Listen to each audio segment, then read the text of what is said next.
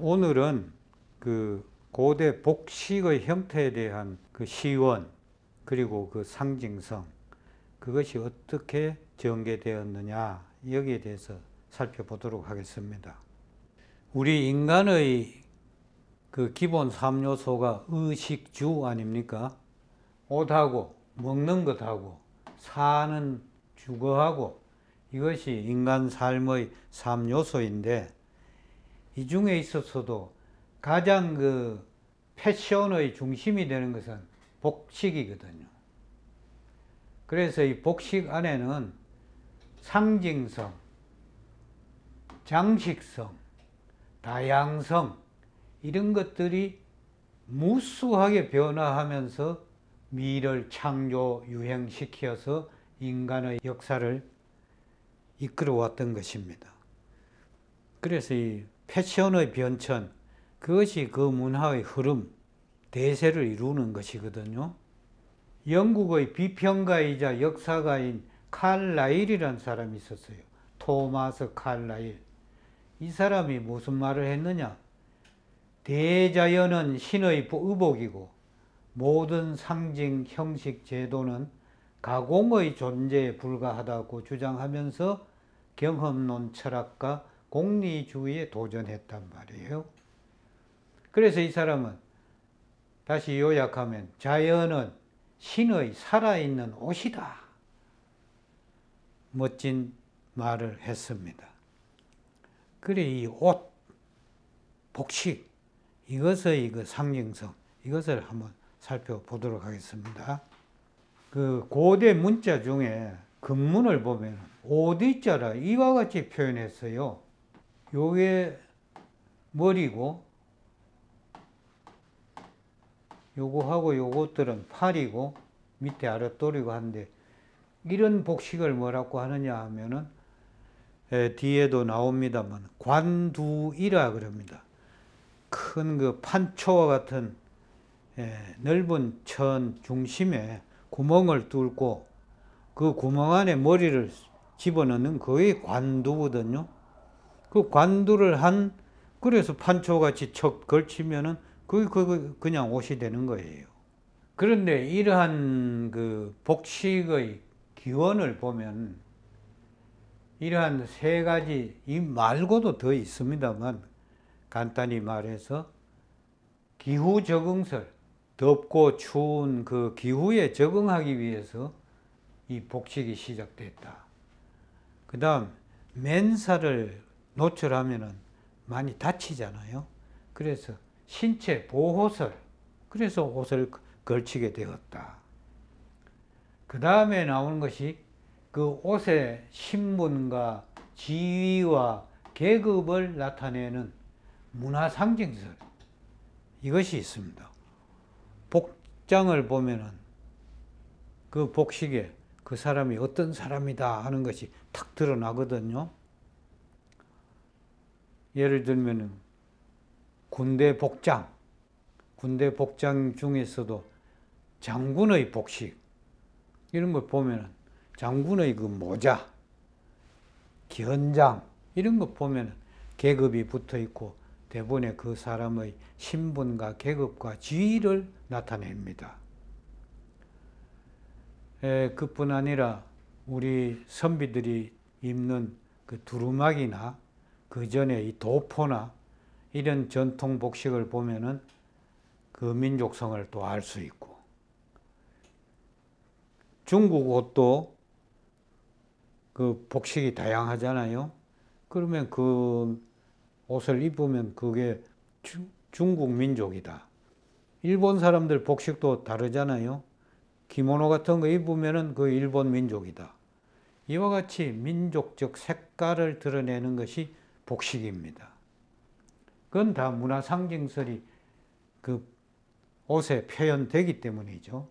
이러한 복식이기 때문에 그 복식은 입고 있는 집단의 정신을 반영한 문화의 거울이다. 그만큼 상징설이 강합니다. 이러한 옷이 언제부터 기원되었느냐? 원시 시대는 나무 풀잎, 짐승의 털가죽 이런 것에 시작되었는데, 대체로 직물이 나온 사용을 보면은 5,000년 전 이집트의 미이라에 보면 그 미이라에 마포를 두르고 있었던 미이라가 발견되었어요. 그때 이미 직물이 5,000년 전부터 직물이 있었다. 1만 5천년 전 북경 주구전 산정동인 북경 원인이 나온 거기입니다. 북경 원인의 산정동인 거기에서 출토된 뼈바늘이 있어요. 뼈바늘, 골침. 이것은 뭔가 그 당시 길쌈을 했다. 뭐 짐승 가죽을 꿰맸건 뭐 어떻든 또는 다른 직물이 있었건 했다는 것을 증명합니다. 이래서 옛날에는 지역에 따라서 생산하는 옷의 주 원료가 달랐습니다. 이집트에는 미이라에 마포가 입혀져 있다시피 마가 삼배, 마가 중심이었고, 인도는 목화, 영국이 인도를 지배한 것도 이 목화를 이제 확보하기 위한 데서 처음에 그 침략이 시작된 거죠. 중국엔 비단, 실크. 중국의 비단이라는 것은 이미 7,000년 전에 생산하기 시작했다는 연구 논문이 있습니다. 제가 그 고곡을 얘기할 때 고곡이 누에를 상징했다는 것을 설명하면서 그 누에, 양잠이라는 것이 중국에서 언제부터 있었다 하는 것을 잠깐 언급한 적이 있어요. 5,000년 전, 더 올라가면 7,000년까지 황제 시대 때 누조가 그 길쌈을 총괄하는 우두머리였다 하는 이런 얘기가 있습니다. 누조만 해도 BC 3,000년 전이니까 그럼 그것만 해도 5,000년 전이 되잖아요. 그리고 이렇게 얘기하면 황제 이야기를 그럼 역사적 사실로 보느냐? 이렇게 질문하는 사람이 있습니다. 역사적 사실로 봐야지요. 보고 그걸 일단 제쳐 놓더라도 출토물에 5,000년 전의 그 비단 생산에 대한 물증들이 있습니다. 물증. 그렇기 때문에 그때부터도 비단이 이미 생산되었다. 이러한 역사 깊은 중국의 비단 생산이 그 실크로드 그런 것이 되었죠. 그래 중국의 비단, 유럽에는 양모, 이러한 직물의 사용 이 주원료가 달랐다는 것을 말씀드리고, 아까 말씀드렸다시피 머리 부분을 뚫러서 옷을 만든 판초형 관두이가 나중에 제단을 거치면서 그 제단 마름질에 따라서 사회상, 문화상을 반영해서 창조적 복식미로 진화하기 시작했다. 이 말씀을 드립니다. 그러면 우리 민족의 복식 성립은 언제부터냐?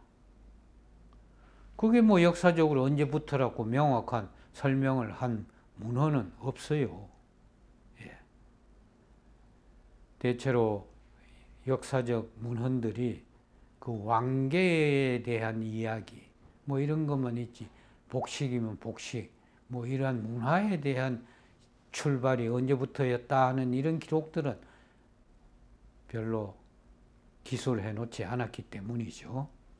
그러나 우리가 추측컨대 우리나라 복식은 춘추 전국시대 이후, 즉 한대부터 이 한반도의 그 낭낭시대라는 것이 BC 108년입니다. BC 108년 낭낭시대가 시작되면서 한사군이죠. 시작되면서 거기에 대한 문헌적 기록은 있으니까 또 낭낭이라고 하는 평양에서 출토 유물들이 많이 발굴됐거든요. 출토됐습니다. 그것을 또 일부 학자들은 일제시대 때 조작된 출토물이지 믿을 수 없다 하는 이런 반론도 있지만 일단 뭐 그 논의는 다투는 것은 일단 여기서는 그만두고 현재까지 출토된 낭낭 유물, 한사군 유물을 중심으로 봐서 그때부터 한국 복식은 들어왔을 것이다 라고 봐서 넉넉 잡아 2500년 이전까지 우리 한국의 복식사는 시작되었을 것이다. 이렇게 얘기할 수 있습니다. 그 이전은 사정으로서 증명을 할 수가 사실은 없어요. 예. 뭐 지금 여러 가지 우리 민족의 역사가 유구하다는 것을 강조해서 온통 뭐 모든 것이 반도에서 시작되었다라고 주장하는 학설들이 지금 제기하고 있는데 제 개인적으로는 그런 것에 동의할 수 없는 것입니다. 예. 한반도 역사는 세계적 중심으로 가두기보다 객관적으로 보는 것이 옳지 않나 이런 생각입니다. 그래서 한국 복식의 근거는 고조선 시대에 한반도로 유입된 고동이족과 선비족의 복식 이것이 반영된 게 춘추시대. 이 춘추시대라 그래봤자 이게 BC 1000년 이전이거든요. 770년에서 BC 403년. 춘추시대를 이은 전국시대. BC 403년에서 BC 221년. 전국시대 다음에는 한나라 때거든요. 한대입니다.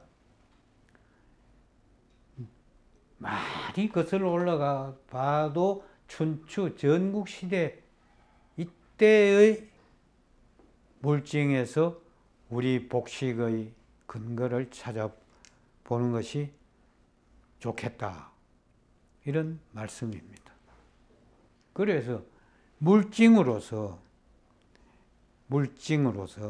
제가 이런 것을 제시합니다.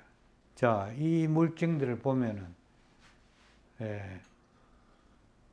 이 옥인상하고 이 청동인상의 얼굴 형태를 보세요. 우선 얼굴 형태에서 조선인의 냄새가 확 나지요. 조선인의 냄새라는 거. 우선 이와 같이 광대가 좀 튀어나왔고 이 복식을 말하기 전에 이 얼굴 형태 두상 여기에서 우선 왠지 모르게 우리 조선 사람을 많이 닮았네. 우리 조선 사람의 조상과 같네. 이런 느낌을 가지실 것입니다.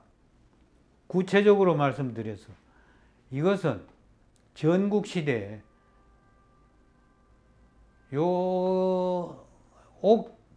옥입니다. 이게 옥인데 이것이 크기가 아주 작습니다.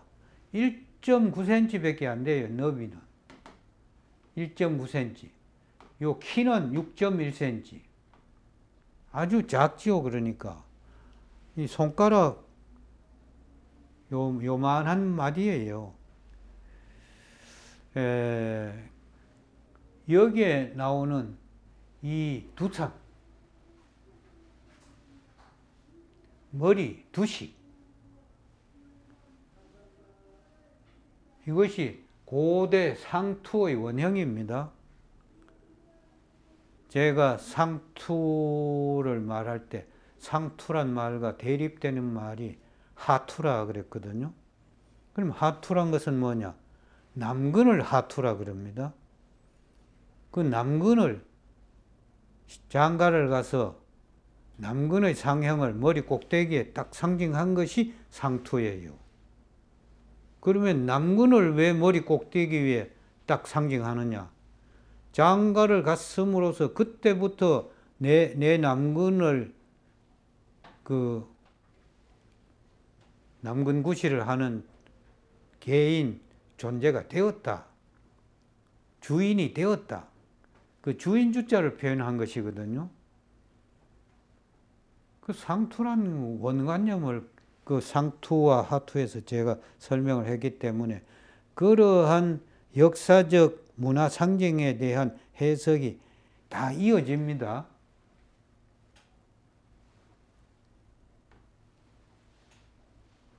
지금까지 이 청대의 이 옥인상의 두식에 대한 설명을 이것은 남근을 닮았고 이것이 상투의 그 조형이다. 조상조자 원형이다 하는 설명을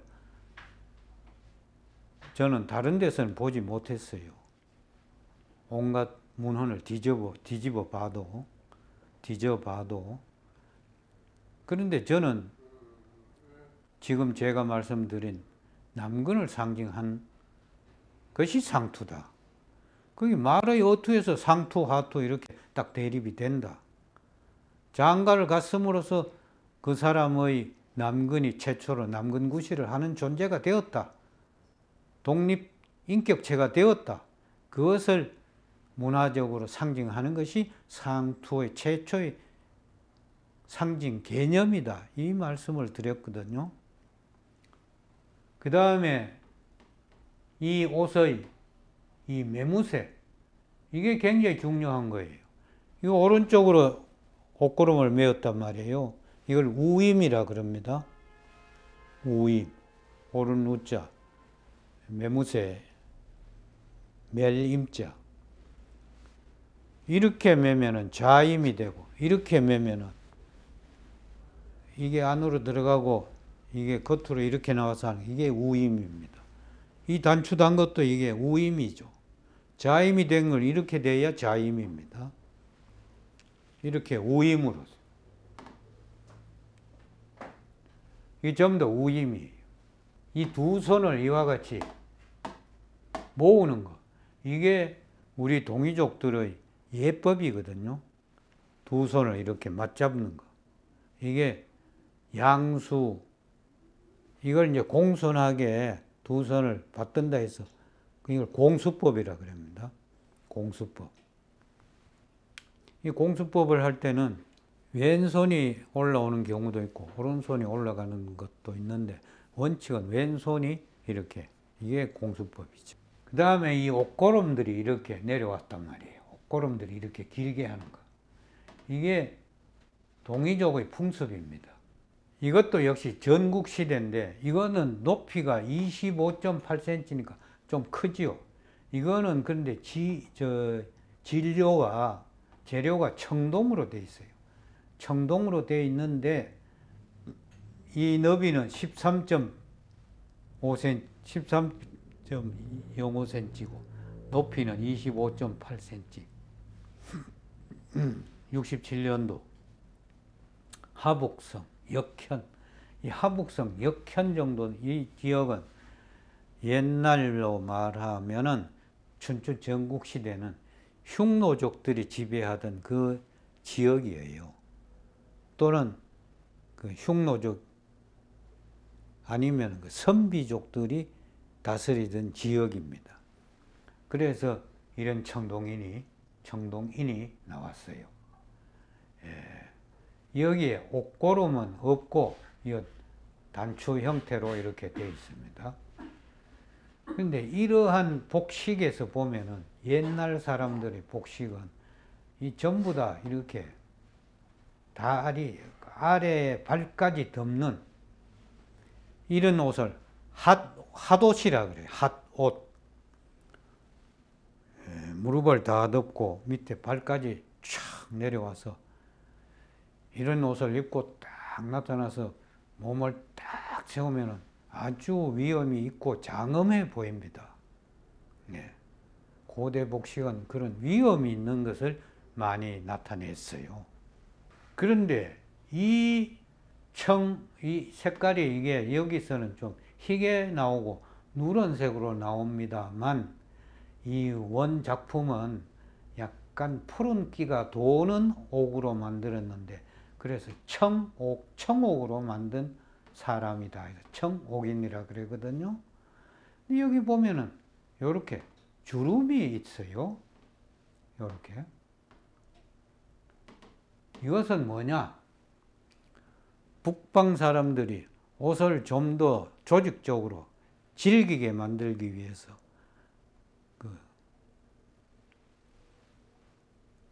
누비 옷을 만듭니다. 누비 옷. 이 누비 옷의 상태예요. 예. 이미 이때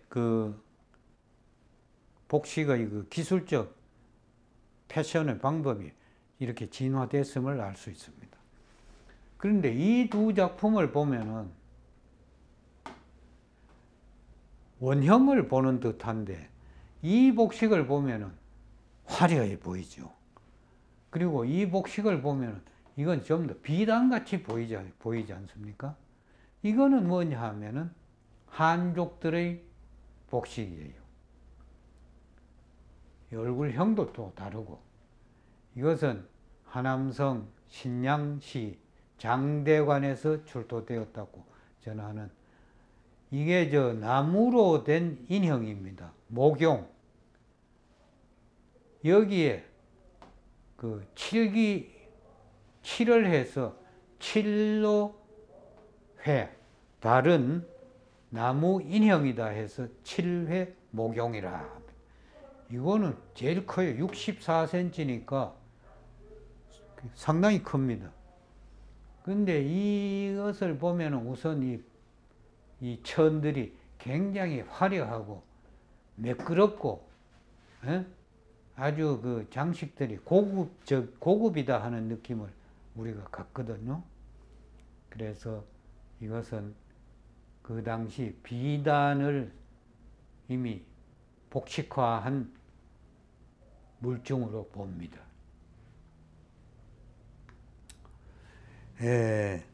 대체로 이와 같은 복장, 또 이와 같은 복장, 이것이 고조선 시대 때 또 유입되어서 우리 고조선 선민들도 이런 복식을 했을 것이다 라는 추측입니다. 여기에 대한 물증이 남아있거나 하진 않지만 그런 추측을 합니다.